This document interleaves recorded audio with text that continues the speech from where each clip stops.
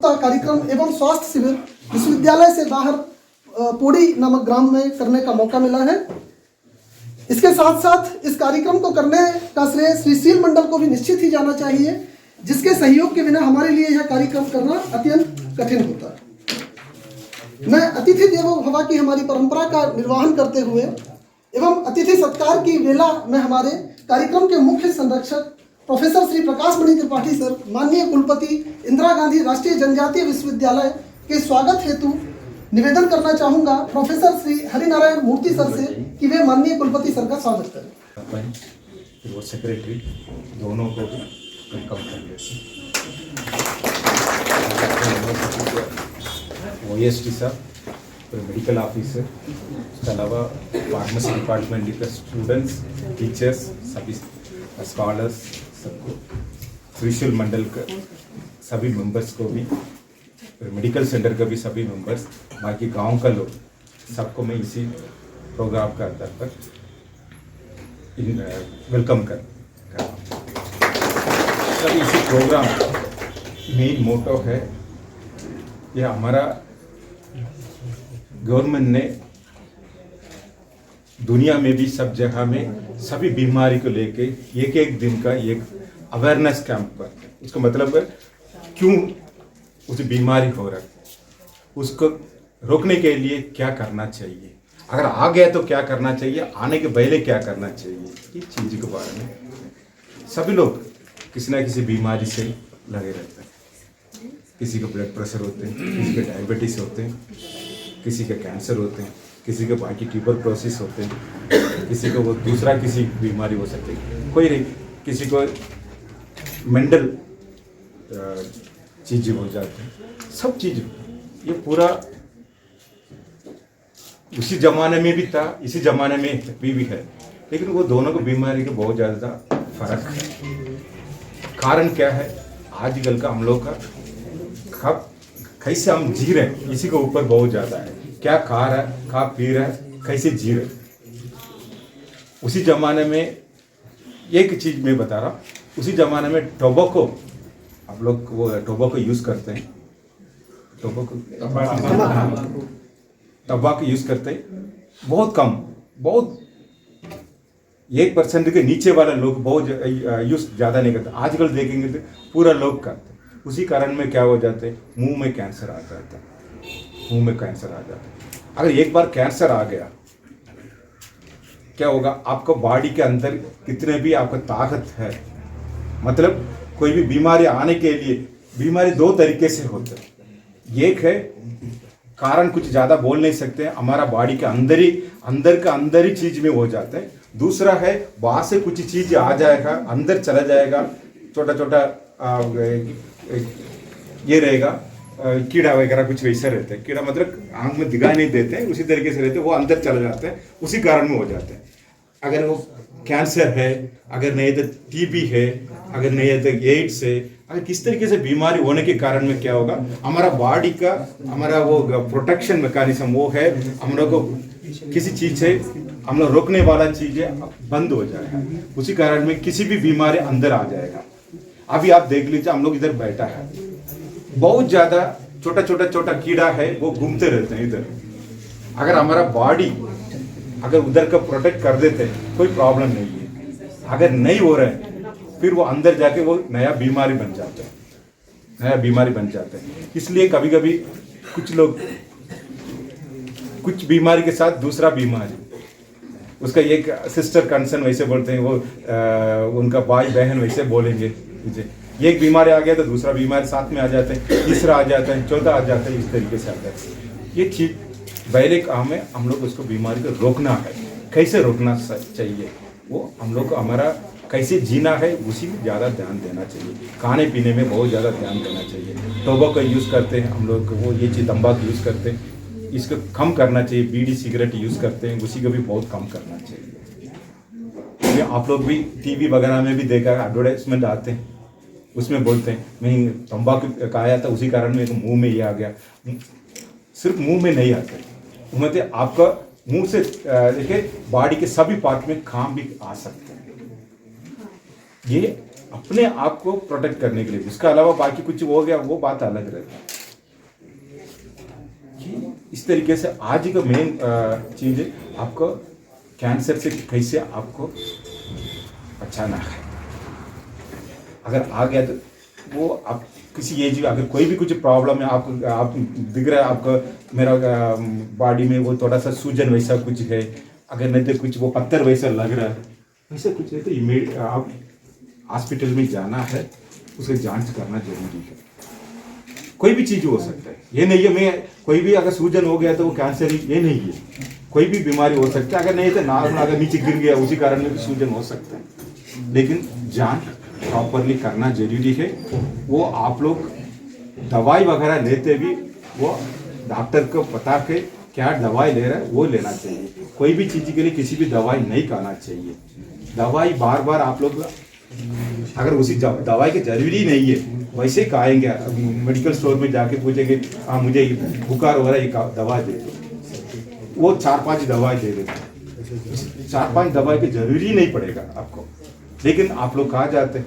अगर बार बार खाने के कारण में क्या होगा, कुछ दिन के बाद अगर किसी बीमारी आ गई उस समय एक दवाई खाएंगे तो आपको उसका बीमारी ठीक नहीं होती। इसका हम लोग बोलते हैं रेसिस्टेंस।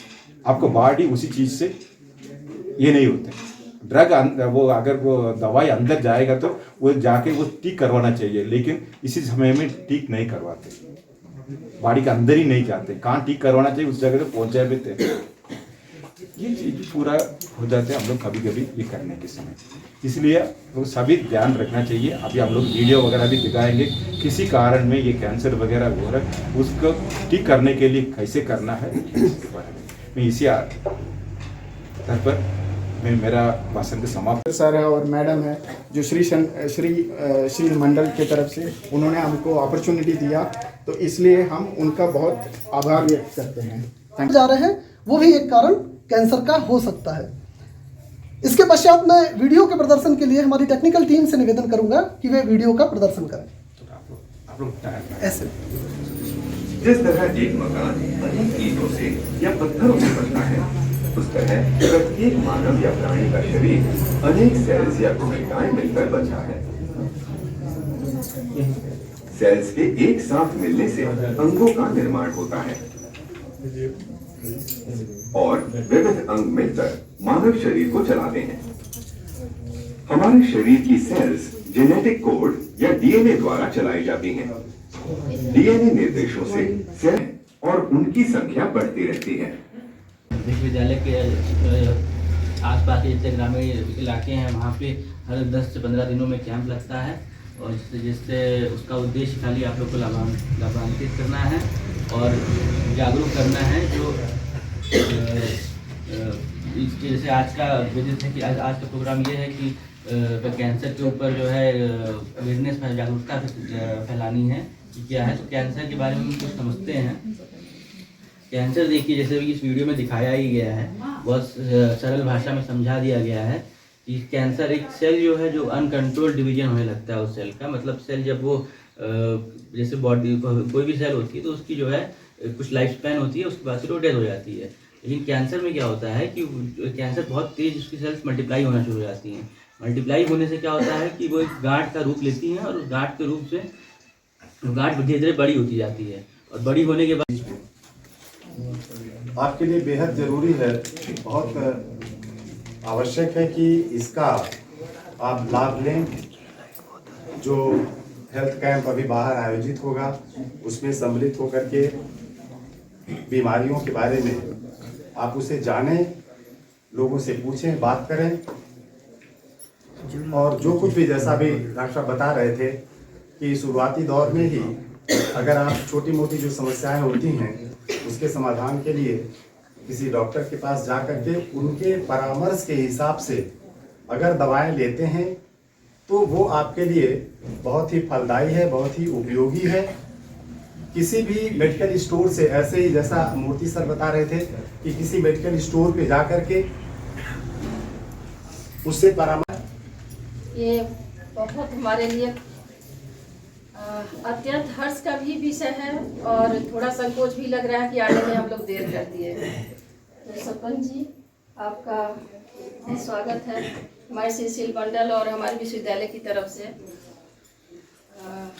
माननीय कुलपति जी, मूर्ति जी, डॉक्टर साहब, ओएसडी जी, हमारी बड़ी बहन गीता मैडम और सीसीएल मंडल की सभी तेजस्वी ओजस्वी सदस्य, हमारी प्यारी बेटियां जो फार्मेसी डिपार्टमेंट से हैं और ग्रामीण क्षेत्र से आए हमारी बहनें और पिता तुल्य जो भी हो, भाई हैं, बेटे हैं, जो भी है, सबका अभिवादन है।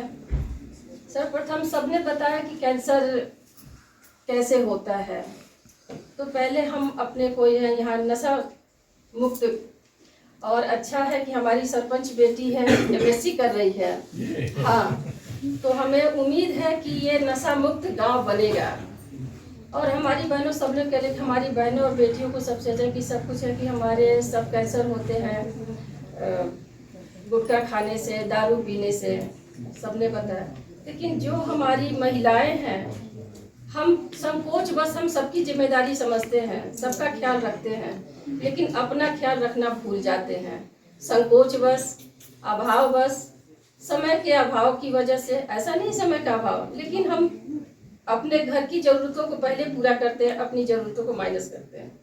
लेकिन जब तक हम स्वस्थ नहीं रहेंगे तो कैसे परिवार को स्वस्थ रखेंगे। तो जैसे कैंसर, तो हर तरह का कैंसर हुआ, बताए डॉक्टर साहब की ब्रेस्ट कैंसर, छाती का, अगर गांठ हो रहा है, दर्द कर रहा है, तो इसको नज़रअंदाज मत कीजिए। तुरंत आसपास के अपने गांव में तो आशा भी आती हैं, आप पहले उनसे शेयर कीजिए, वो डॉक्टर से बात करेंगी, आप उनके साथ जाइए। बच्चेदानी का कैंसर, माहवारी आती है तो कभी बहुत ब्लीडिंग होती है, तो हम सोचते हैं कि नहीं ये तो प्रक्रिया चल रही है। जब एक्सेस होने लगे तो आप अपने आसपास के स्वास्थ्य शिविर में जाइए, डॉक्टर से बात कीजिए, संकोच मत कीजिए, क्योंकि हम सुरक्षित रहेंगे तो मेरा भविष्य सुरक्षित होगा, हमारी बेटियां भी संकोच से करें।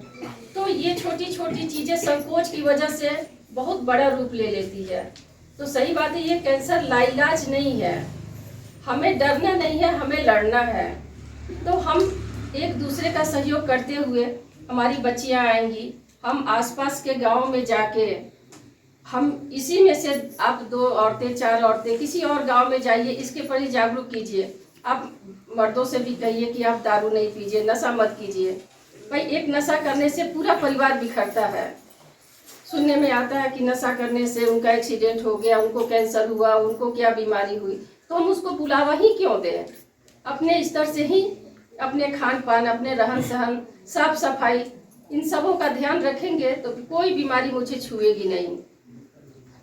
और आगे कुलपति जी बताएंगे, आगे सबने सब कुछ कर दिया, बस अपना ध्यान रखने की ज़रूरत है। डॉक्टर से मिलना चाहिए, अपनी समस्या बतानी चाहिए और दवा प्रॉपरली करनी चाहिए, तब बीमारी दूर होगी। धन्यवाद। गाँव में फार्मेसी डिपार्टमेंट, सीसीएल मंडल और विश्वविद्यालय का स्वास्थ्य केंद्र, तीनों के माध्यम से कैंसर जागरूकता शिविर आयोजित किया गया है। ऐसे आयोजनों का एक विशेष लक्ष्य होता है कि हम कोई भी बीमारी हो या शरीर से संबंधित कोई भी कष्ट हो, उसके निवारण के लिए चैतन्य रहें। चैतन्यता बहुत ज़्यादा आवश्यक है। ये शरीर को कहा जाता है कि बीमारी का मंदिर है, देहम व्याधि मंदिरम। तो इस मंदिर में बहुत सारे देवता बैठते हैं बीमारियों के। कभी कोई उत्पन्न हो जाता है, प्रकट हो जाता है, तो कष्ट होने लगता है। ऐसे जागरूकता शिविरों से और जो स्वास्थ्य परीक्षण कार्यक्रम होते हैं, इनके माध्यम से देवताओं को शांत कर दिया जाता है कि आप शरीर में निश्चित बैठे रहें, कोई कष्ट न दें। आशा ये है कि हर शरीर में कभी न कभी कुछ बीमारी के लक्षण होते हैं। इसीलिए हमारे शास्त्र निरोग्यता को, आरोग्यता को सबसे बड़ा सुख और सबसे बड़ा धन मानते हैं। आरोग्यम परमम सुखम, आरोग्यम परमम धनम। आरोग्यता सबसे बड़ा सुख है और सबसे बड़ा धन है। आज की तारीख में शायद ही दुनिया में कोई ऐसा व्यक्ति हो जो पूर्णतः निरोग हो, जिसे कोई दवा न लेनी पड़ती हो। अगर ऐसा कोई समाज में व्यक्ति है तो वंदना के योग्य है, उसके ऊपर ईश्वर की कृपा है या स्वयं उसकी संयमित जीवन शैली है। बहुत सारी बीमारियों का निवारण हम संयमित जीवन शैली से कर सकते हैं। समय से खाना, समय से जगना, समय से परिश्रम, ये संयमित जीवन का हिस्सा होता है। खान पान भी हमारा संयमित हो और संतुलित हो। प्रकृति ने आसपास हमारी आजीविका के साधन दिए हैं। कौन सा अन्न, कौन सा खाद्यान्न हमारे लिए बेहतर है, यह प्रकृति ने स्वयं हमारे आसपास दिया है। इस क्षेत्र को, जिसे हम रेवा खंड कहते हैं, जिस पर माँ नर्मदा की विशेष कृपा है, आप लोगों ने देखा होगा परिवेश के चलते बहुत सारी बीमारियां दूर रहती हैं। कोरोना काल में यहाँ बहुत कम विषाणु का प्रभाव हुआ और अधिकाधिक लोग सुरक्षित रहे। यह इस परिवेश का, पर्यावरण का प्रभाव है। हम मानकर चलते हैं कि इस परिवेश में निरोग रहने की संभावनाएं बहुत ज़्यादा है। हम शुद्ध जल पिएं, खान पान हमारा शुद्ध हो, आयातित भोजन जो पैक्ड खाना है उससे हम परहेज करें, क्योंकि जो भी पैक्ड खाना मिलता है तो नाश्ते के रूप में या नमकीन के रूप में, उसमें कुछ न कुछ केमिकल मिला होता है। इस प्रकार के तत्व हमारे शरीर में जाकर हमारी कोशिकाओं को बाधा पहुंचाते हैं और उसमें कुछ ऐसी स्थिति उत्पन्न कर देते हैं कि उनका संतुलन बिगड़ जाता है। बहुधा खान पान ही बीमारियों का कारण होता है। ये जिस व्याधि के बारे में हम लोग चर्चा कर रहे हैं, कैंसर, इसका मूल कारण हमारा खान पान है या असंयमित जीवनचर्या है। दूसरा, हमारी लापरवाही है, जिससे हम इस समय का ध्यान रखे बिना, इस बीमारी के बारे में चैतन्य हुए बिना हम समझ लेते हैं कि धीरे धीरे ठीक हो जाएगा। लेकिन यही एक ऐसी बीमारी है जो धीरे धीरे बढ़ जाती है। बहुत सारी बीमारियां धीरे धीरे ठीक हो जाती हैं। बुखार धीरे धीरे ठीक हो गया खान पान के चलते, बहुत चीज़ें ठीक हो जाती हैं। कैंसर धीरे धीरे बढ़ जाता है। इसलिए शुरू में ही इसके बारे में हमें जानकारी रखनी चाहिए। एक कारण तो आप लोग जानते हैं, आम कारण है मादक पदार्थों का सेवन, जिससे ओठ का कैंसर हो जाता है, दांत के नीचे मसूड़ों का कैंसर हो जाता है।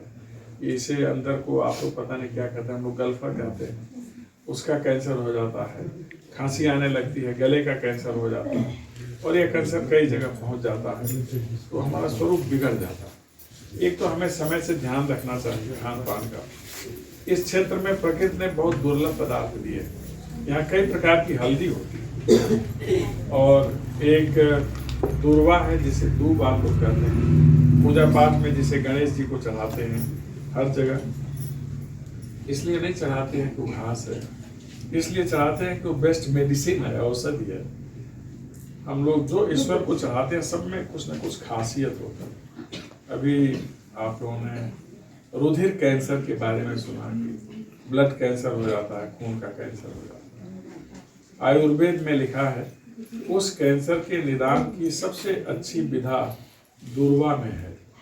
अगर रोज 2-2, 4-4 दूर्वा हम लोग सेवन करें तो उससे ग्रीन ब्लड भी बनता है और कैंसर, ब्लड का कैंसर तो कभी नहीं होता। ऐसा आयुर्वेद में लिखा है। हमारा फार्मेसी विभाग और बायोटेक्नोलॉजी विभाग इस पर रिसर्च करेगा इसके क्या क्या लक्षण हैं। हल्दी है, मैंने बताया इस क्षेत्र में बहुत होता है। यामा हल्दी भी होती है, पीली हल्दी है। वैसे भी हल्दी स्किन के लिए, हमारे इस चमड़े के लिए बहुत उपयोगी है। दांत के लिए बहुत उपयोगी है। दांत में दर्द होता हुआ लगता है दांत हिल गया, तो हल्दी गर्म पानी के साथ कुल्ला कर लें, थोड़ी देर रख लें, दूध में हल्दी मिला के पी लें, तो दांत संबंधी बहुत सारी बीमारी, कैंसर निरोधक पदार्थ कहा जाता है हल्दी को। तो हमारे भोजन में एक निश्चित मात्रा हल्दी की होना चाहिए। उसे शुभ इसीलिए कहते हैं कि जितना अशुभ है शरीर से संबंधित, जिसमें सबसे बड़ी बीमारियां हैं, उनके रोकथाम में बहुत मदद करता है। इस क्षेत्र में तुलसी बहुत मिलती है और विशेष करके श्यामा तुलसी की प्रचुरता है। हर घर में तुलसी होना चाहिए। सुबह काली मिर्च और तुलसी का पत्ता, थोड़ा गुड़ या मीठा जो घरों में हो, खाने से बहुत सारी बीमारियां दूर भागती हैं। मेरा आशय ये नहीं है कि इनके खाने से घातक बीमारियां दूर हो, विषाणु नहीं आते, शरीर की प्रतिरोधक क्षमता बढ़ जाती है। हमें प्रकृति ने जो दिया है उसका थोड़ा थोड़ा नित्य प्रयोग करते रहना चाहिए। मूल बात आज कैंसर को लेकर के है। बीमारियों के बारे में हमें सावधानी बरतनी चाहिए। सजगता बरतनी चाहिए, सतर्कता बरतनी चाहिए। समय समय पर मेडिकल कैंप होते हैं, उसमें जाना चाहिए। सभी को प्रेरित करना चाहिए कि अपनी एक समय पर जांच जरूर कराएं। जांच ना होने से भी बहुत सारी बीमारियां हैं जिनकी जानकारी हमें नहीं हो पाती, निदान नहीं हो पाता। एक सामान्य लक्षण होता है शरीर में गांठ बन जाना, शरीर के ऊपर कहीं बन गया, चमड़े के ऊपर, या कहीं पेट के अंदर गांठ बन गया, उसे अल्सर कहा जाता है कि अल्सर फूट गया है, घाव का, यही कैंसर बन जाता है। तो समय से पहले गांठ सबसे पहला प्रतीक होता है, और सबको प्रतीक है ही कैंसर के। कहीं भी शरीर में गांठ की संभावना हो या लंबी अवधि तक दर्द होता हो तो उसकी जांच जरूर करवा लेनी चाहिए। शरीर में कभी कभी फोड़े हो जाते हैं, फोड़ों से अंदर की जो गंदगी हो भी बाहर निकलती है, लेकिन लंबा चल गया तो आप मान लीजिए घातक बीमारी का लक्षण है। इसलिए डॉक्टर से दिखाना चाहिए।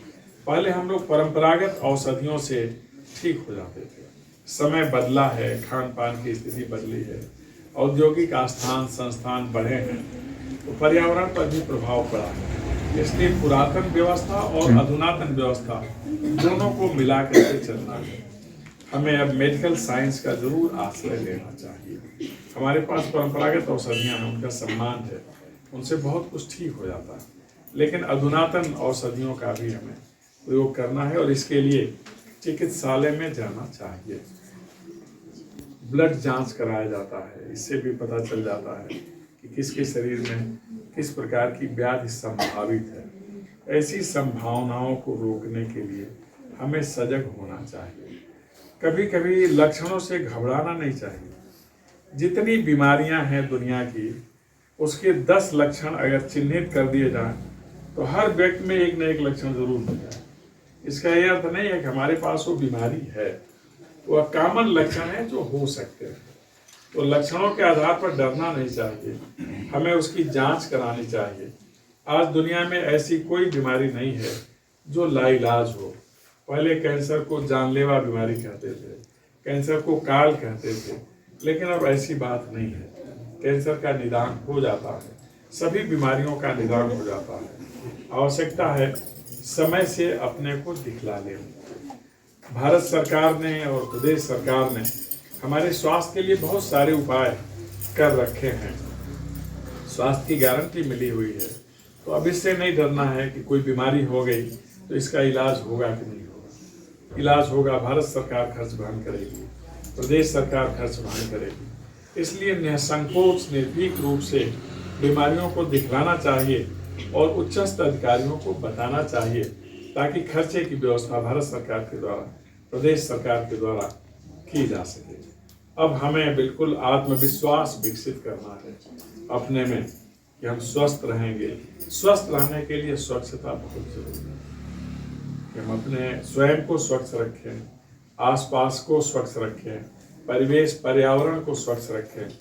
हमें कुछ चिंताएं करनी है, हमें अपनी संतान की चिंता करनी है। हम कहते हैं कुछ चीज़ें हमें पालना पोसना चाहिए, बच्चों को पालना चाहिए, पौधों को पालना चाहिए, परिवेश का ध्यान रखना चाहिए, पशु पक्षियों को पालना चाहिए, कभी बीमारी नहीं पालना चाहिए। बीमारी के बारे में जागरूक होना चाहिए, चिकित्सालय में जाना चाहिए। हमारा फार्मेसी डिपार्टमेंट अब नियमित रूप से हमारे जो बच्चे आए हुए हैं आपके बीच में, किसी न किसी गांव में एक निश्चित अंतराल के बाद जाएंगे, ऐसे ही विभिन्न बीमारियों से संबंधित जागरूकता कार्यक्रम लेकर के आप इनसे संवाद करें। कई बार ऐसा होता है कि देवियां अपने मन की बात पुरुष डॉक्टर से नहीं कर पाती। हमारी फार्मेसी की बेटियां हैं, आपके बीच में जाएंगी, हॉस्पिटल में महिला स्टाफ है, आपके बीच जाएंगी। आप इनसे निसंकोच संवाद करें, अपनी बात बताएं। पुरुष लोग भी जो घर के गार्जियन होते हैं वो अपनी बीमारी छिपा लेते हैं, इसलिए कि अगर बता दें तो हमारे बच्चे परेशान होंगे, हम अपने ऊपर खर्च करेंगे तो घर का खर्च कैसे चलेगा। ऐसा नहीं है।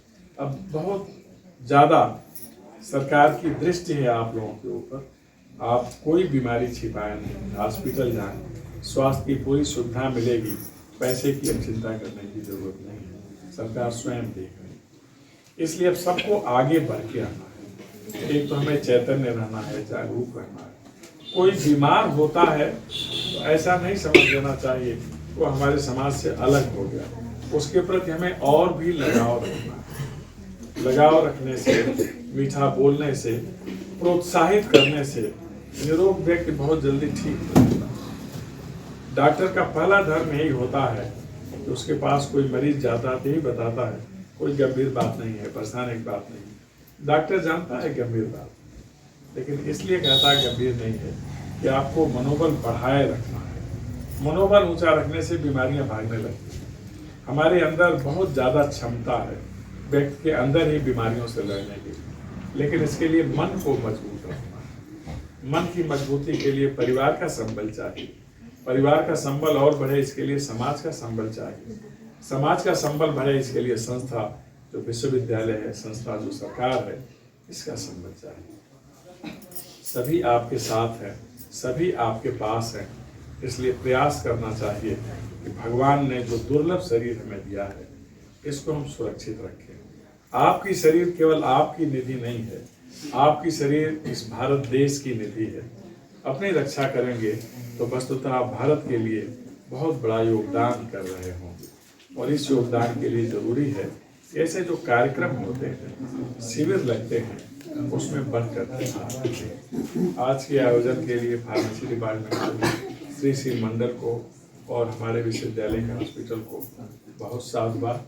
आप लोग यहाँ आए इसके लिए बहुत धन्यवाद। आरंभ में एक बात कही गई, हमारे ओएसडी साहब ने भी कहा कि जो आप यहाँ जानकारी प्राप्त कर रहे हैं इसे औरों तक जरूर पहुँचाएं। आप सभी इस क्षेत्र, इस गांव के लोग विशेष रूप से मैं कहूँगा भाग्यशाली हैं कि हमारे यहाँ की एक MSc की जो विद्यार्थी है, हमारी प्रिय बेटी, आपकी सरपंच है, जिसके पास एक अच्छा विजन है, दृष्टि है, जिसे मालूम है कि आज के जीवन में वैज्ञानिक प्रवृत्तियों का क्या महत्व है। माननीय प्रधानमंत्री जी बार बार कहते हैं कि हमें वैज्ञानिक सोच विकसित करना है, और यह सोच ऐसे शिविरों से विकसित होता है, ऐसे जो नेतृत्वकर्ता होते हैं, यह आपको आगे लेकर के चलते हैं। तो आप लोग यहाँ आए हैं, मैं आप सभी से अनुरोध करता हूँ कि आप स्वास्थ्य के कार्यक्रमों में जरूर भाग लें। स्वस्थ रहना हमारी सबसे बड़ी निधि है। हम बच्चों का ध्यान रखें, अपना ध्यान रखें, परिवार का ध्यान रखें, समाज का ध्यान रखें, तो राष्ट्र का ध्यान स्वतः हो जाएगा। आप सभी को बहुत धन्यवाद। मां नर्मदा से प्रार्थना कि आप हमेशा निरोग रहें, प्रसन्न रहें और संपन्न रहें।